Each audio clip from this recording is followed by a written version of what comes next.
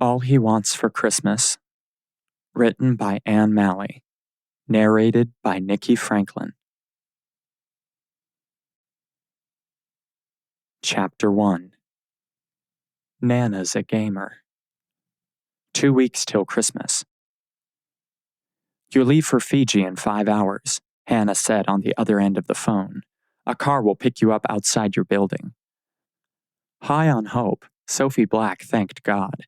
She'd beat the snowy pavement to secure investors for her growing environmental impact fund all morning. Next up, after a short stop, was a platinum opportunity that would take Sophie away, and she needed it. Memories dimmed the crazy snowflakes despite the separation from a man she couldn't stop thinking about. She flicked her brow as if she'd be able to strip away what ailed her. But life wasn't like that.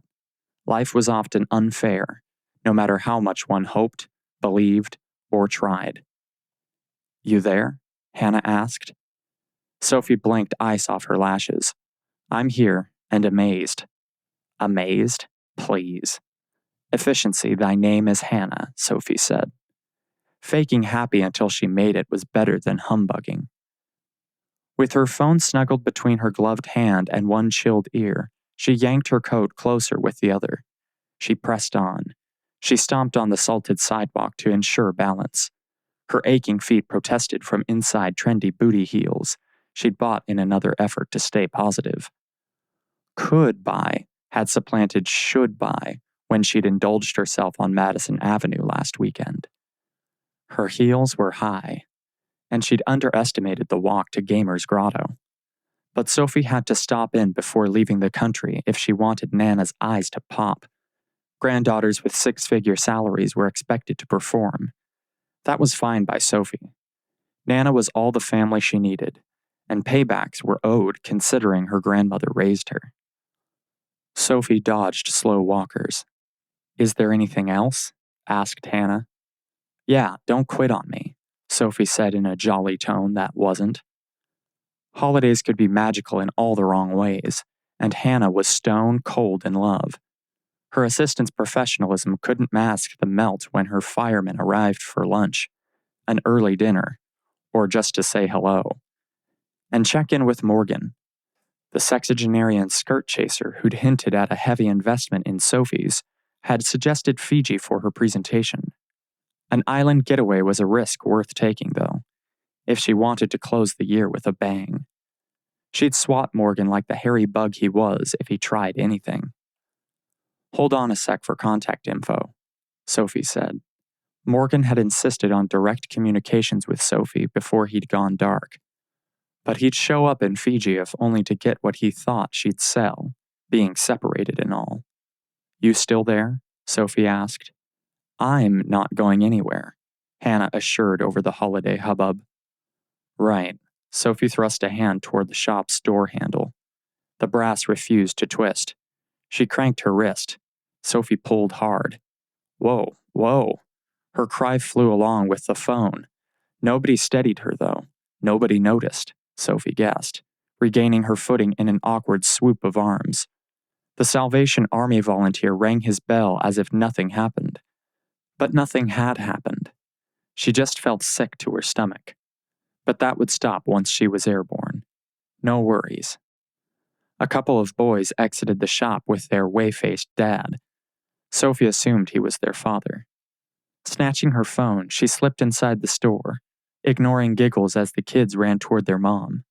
That was another assumption, but Sophie couldn't help casting everyone as family.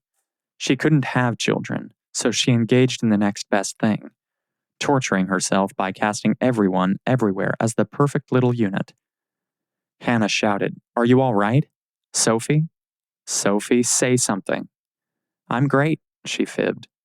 My meeting with Bush and Bush ended with a firm handshake. We're guaranteed another $50 million. That's less than you hoped, but you'll have your legacy, boss. I feel it. Me too.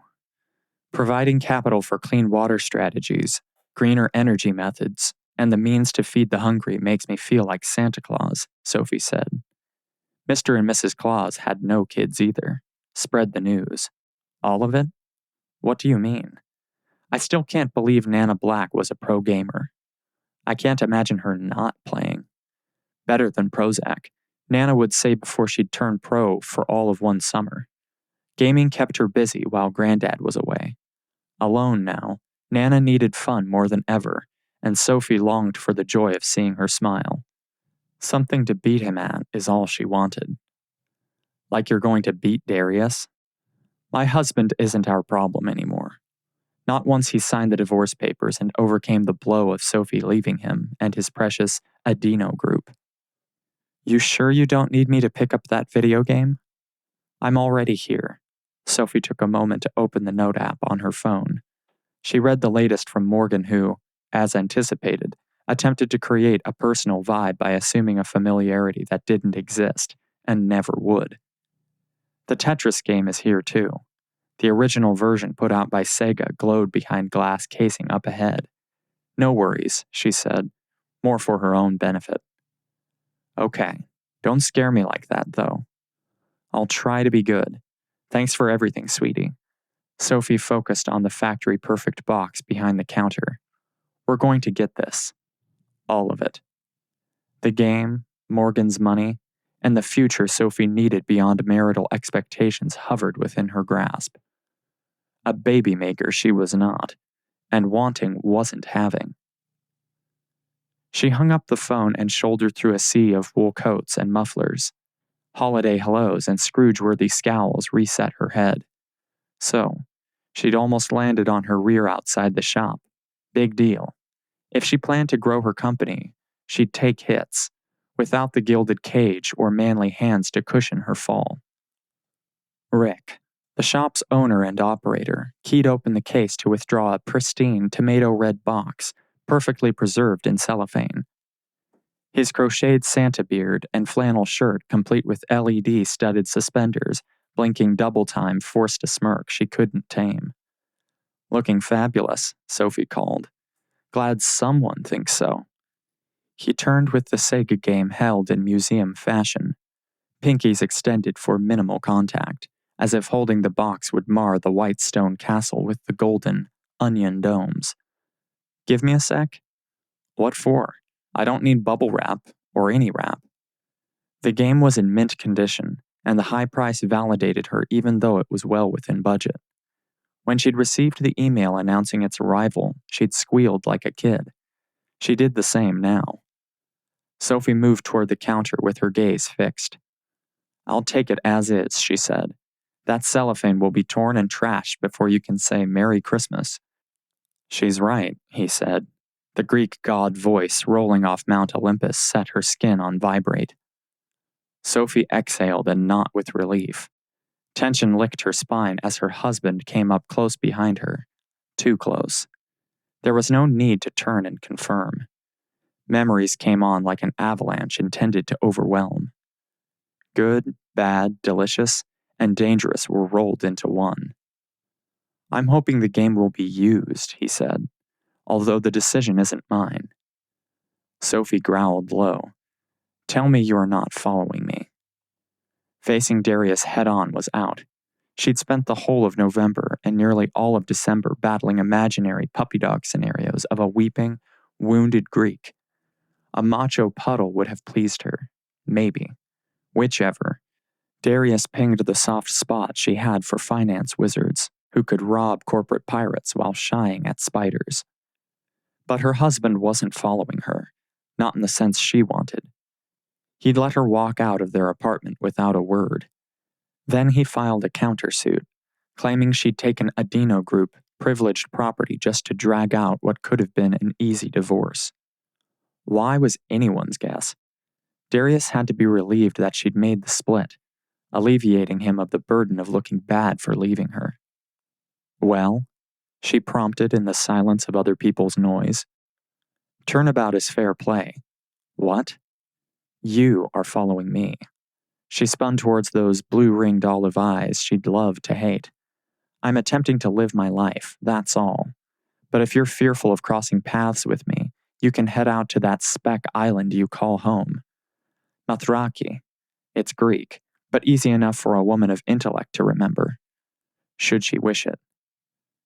He shrugged like he always did when she made light of his country home. She wasn't trying to be flip, and they both knew it. Sophie never stopped liking him, but marrying Darius meant marrying a tribe, a family first, outsiders never clan, that wanted no part of the broken one. The push to trade Sophie in was obvious, even if Darius played deaf, dumb, and blind. But I was here first, her husband teased. She blinked to clear the way for logic. Says you. This Tetris is mine. His or one of a gazillion nephews, Sophie qualified. Darius lifted his gaze.